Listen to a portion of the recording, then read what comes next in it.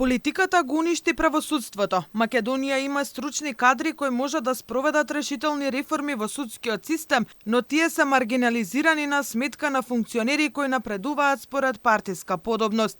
Изјавата на министерот за надворешни дека Македонија без Европската унија не може да го подобри судско-обвинителскиот систем во најмала рака е скандалозна, сметаат познавачите. Едно е да се побара меѓународна помош, а сосема друго да се каже дека дома нема капацитет. Поранешниот антикорупционер Сламков за Алфа објаснува дека само луѓе со силен интегритет и без политички дамки врз својата кариера може да го оправат судството, но затоа мора да има и политичка и институционална волја. Имав прилика да ја слушнам изјавата на министерот Османи и не се согласувам со неа. Сметам дека Македонија има сила да се справи со проблемите со корупција и проблемите за реформа во правосудството. Меѓутоа, вистинското прашање можеби е дали луѓето кои што моментално се на тие клучни позиции во правосудството ги имат потребните карактеристики, односно интегритетот.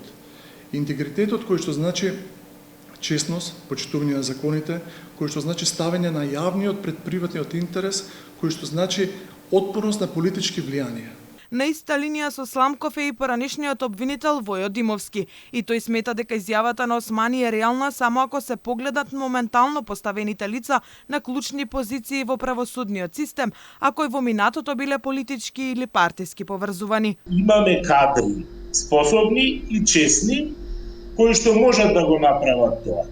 Се скомплицира ситуацијата кога ќе сакаат да остварат влијание во судството, а тоа кулминира во овој период, оваа декада намаза.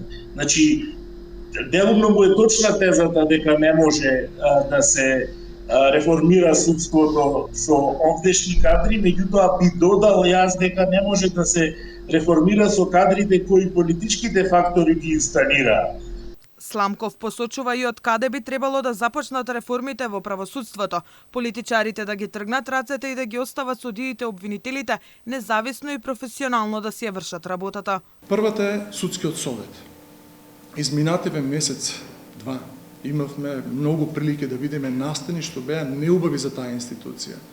И во таа институција потребни се промени. Значи, ние имаме добра институционална нормативна рамка, меѓутоа прашањето е во луѓето кои што ги водат тие процеси. Втората институција која што би ја спомнал овде е Советот на јавни обвинители. Третата клучна институција која што ние треба да ја земеме во процес на првични реформи е Академијата за суди и јавни обвинители, односно Управниот одбор. Ваквите реакции кај правната фила доаѓаат по изјавата на министерот Османи, кој рече дека сами не можеме да ги оправиме состојбите во судството. За него единствениот излез е во почеток на преговори со Европската унија и отворање на поглавијата 23 и 24 кои се однесуваат на реформи во правосудството.